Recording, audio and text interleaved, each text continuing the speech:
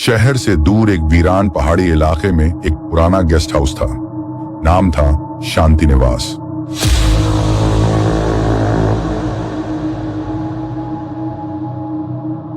ये कहानी है एक गेस्ट हाउस के हॉल में बने कांच के दरवाजे की। नाम जितना शांत, इतिहास उतना ही अशांत। वर्षों पहले एक परिवार वहां रहने आया था, लेकिन कुछ ही दिनों में वे सभी रहस्यमयी परिस्थितियों में गायब हो गए।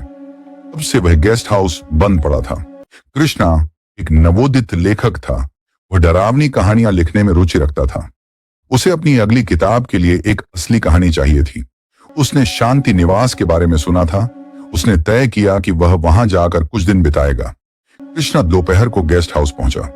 दरवाजा पुराना और लकड़ी का था, लेकिन एक चीज अजीब थी। मुख्य हॉल में एक विशाल कांच का दरवाजा लगा हुआ था, जो अंदर के एक और हिस्से को अलग करता था। वह चमकदार था, लेकिन उसके पीछे केवल अंधेरा था, जैसे कोई और दुनिया हो।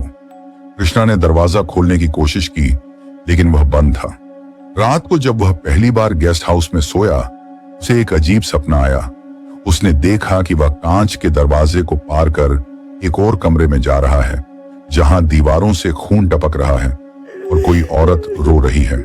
सुबह उठने पर उसने सोचा कि यह सब उसकी कल्पना का हिस्सा है, लेकिन जब वह फिर से उस कांच के दरवाजे के पास गया, दरवाजे पर धुंधली उंगलियों के निशान थे, जैसे किसी ने अंदर से छूने की कोशिश की हो।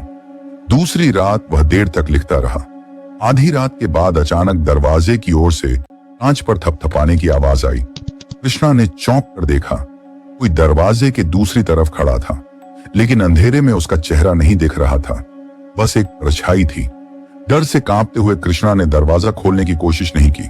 अगली सुबह वह पास के गांव गया और एक बूढ़े आदमी से इस गेस्ट हाउस के बारे में पूछा।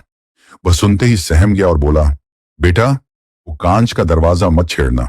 कई साल पहले वहां एक औरत को उसके पति ने मारकर उसी कमरे में बंद कर दिया था। कहते हैं उसकी आत्मा आज भी उस दरवाजे के पीछे कैद है। कृष्णा को कहानी मिल गई थी, लेकिन उसका मन अब वहां रुकने को नहीं कर रहा था। और लेखक की जिज्ञासा उस पर भारी पड़ी। उसने ठान लिया कि वो इस रहस्य को पूरी तरह समझे बिना नहीं जाएगा। चौथी रात उसने दरवाजे के सामने कैमरा लगाया और खुद अपने कमरे में चला गया। अगली सुबह जब उसने रिकॉर्डिंग देखी, तो उसे जो मिला वो उसकी आत्मा तक हिला गया। 2:37 पर कांच के दरवाजे के पीछे से एक औरत की परछाई उभरी। फिर धीरे धीरे उसका चेहरा दिखाई दिया। फूली हुई आंखें, मुंह से टपकता खून और बिखरे बाल। वह धीरे धीरे दरवाजे की ओर बढ़ी और फिर अचानक पूरी ताकत से उस पर झपट पड़ी। कांच नहीं टूटा, लेकिन कैमरा वहीं बंद हो गया। अब कृष्णा डर के मारे वापस जाना चाहता था, लेकिन जैसे ही उसने दरवाजे की ओर देखा, वहां एक कागज का टुकड़ा पड़ा था, जिस पर खून से लिखा था, अब तुमने मुझे देख लिया, अब तुम नहीं जा सकते। कृष्णा पूरी तरह घबरा गया। वह अपना सामान लेकर बाहर भागने ही वाला था कि तभी दरवाजे से फिर आवाज आई। अब दरवाजा अपने आप दरार दरार होकर खुल रहा था।